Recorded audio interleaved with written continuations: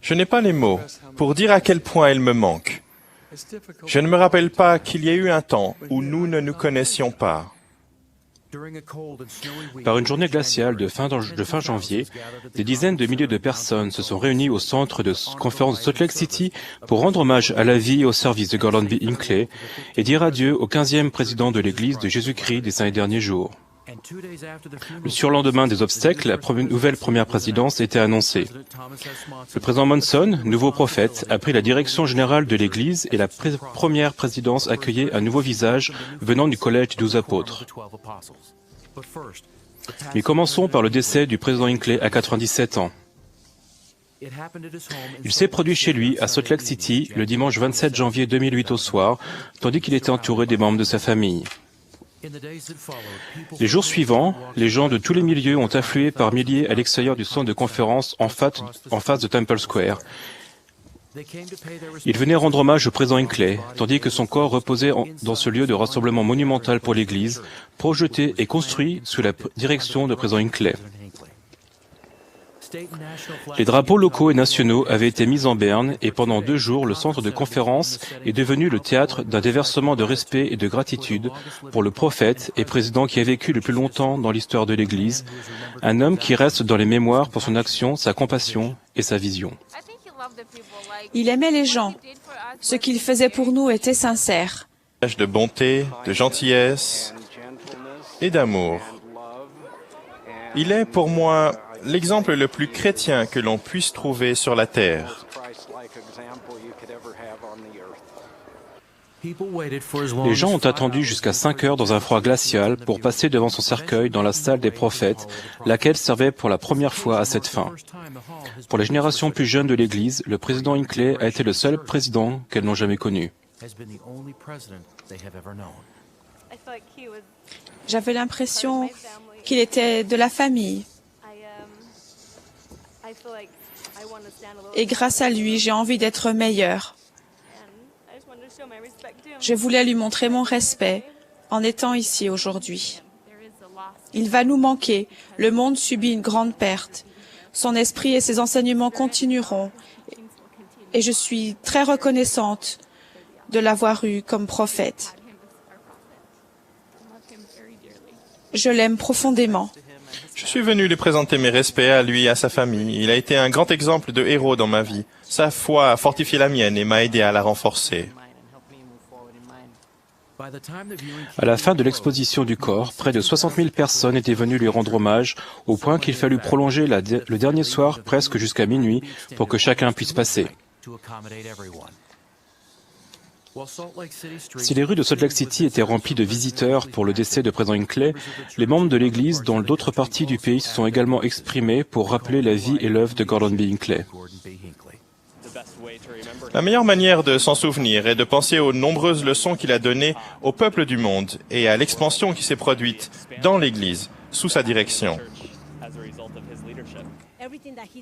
Tout ce qu'il nous a enseigné était ce que notre Père Céleste voulait que nous sachions. Il a donc été un grand prophète, il a été un grand instructeur pour nous tous et un grand exemple à suivre, notre vie durant. Il était plein d'entrain, c'était un être humain merveilleux, il avait un grand sens de l'humour. Après des jours de neige et de gel, le 2 février, le soleil a illuminé les milliers de personnes rassemblées pour le service funèbre.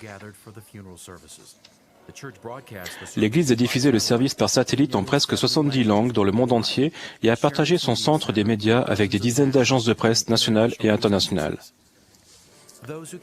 Parmi ceux qui sont venus pour présenter leurs condoléances à la famille Hinckley et à l'Église, il y avait Mike Leavitt, représentant le président des États-Unis, Harry Reid, chef de la majorité au Sénat, et Mitt Romney, ancien gouverneur du Massachusetts, ainsi que d'autres dignitaires et membres du Congrès. Le président Monson a dirigé le service et a fait sa propre description de celui qui fut son ami et compagnon de service dans l'Église pendant plus de 44 ans. Il était une île de sérénité dans une mer d'orage. Il était comme un phare pour le marin perdu. Il était votre ami et mon ami.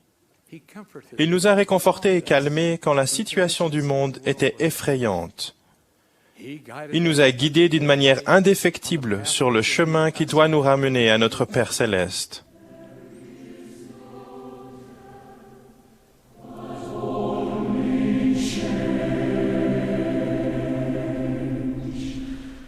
Pendant le service, le chœur du tabernacle mormon a chanté 4 cantiques, dont 2 écrits par le président Hinckley. Il vit mon Rédempteur, et qu'est-ce que cette chose que les hommes appellent la mort? Chaque morceau parle de la confiance en Dieu, du besoin d'exemple d'optimisme et d'espoir, des principes que Gordon B. Hinckley pratiquait et dont le président Eyring a souvent été le témoin. Quand on portait devant lui un problème difficile auquel l'Église devait faire face, il écoutait attentivement, posait 1 ou 2 questions pour s'assurer qu'il comprenait bien l'ampleur de la difficulté qui se présentait à nous et que ceux qui lui présentaient le problème le sachent qu'il avait bien compris. Combien de fois n'a-t-il pas dit paisiblement avec un sourire « Oh, ça va s'arranger ». À l'enterrement, le président Packer a expliqué à un auditoire mondial la succession dans la direction de la prêtrise lors du décès du président de l'Église. La succession à la présidence de l'Église de Jésus-Christ des Saints des Derniers Jours est un processus remarquable. C'est toujours l'apôtre le plus ancien qui devient président et le second en ancienneté devient le président du collège des 12 apôtres. Les révélations donnent les vérités et les instructions par lesquelles les frères administrent l'Église. Quelle que soit la crise ou l'occasion, on peut trouver les directives utiles dans les versets de l'Écriture. Le service funèbre a mis en relief les réalisations du président Hinckley, mais n'a pas pu les énumérer toutes.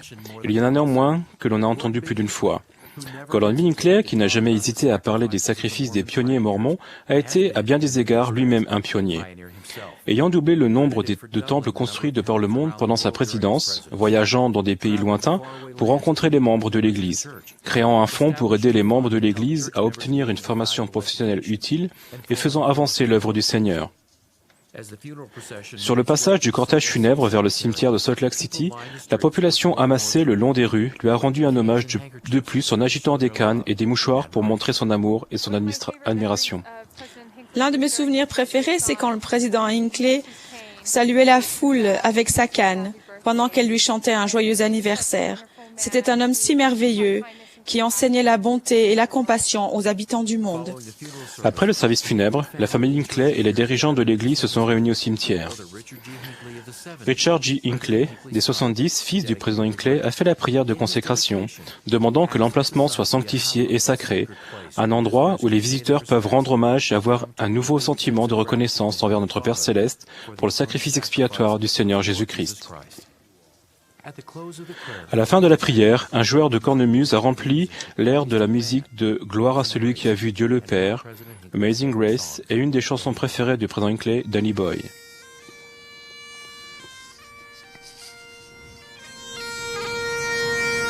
Le corps du président Hinckley a alors été déposé à côté de sa femme Marjorie, décédée en avril 2004.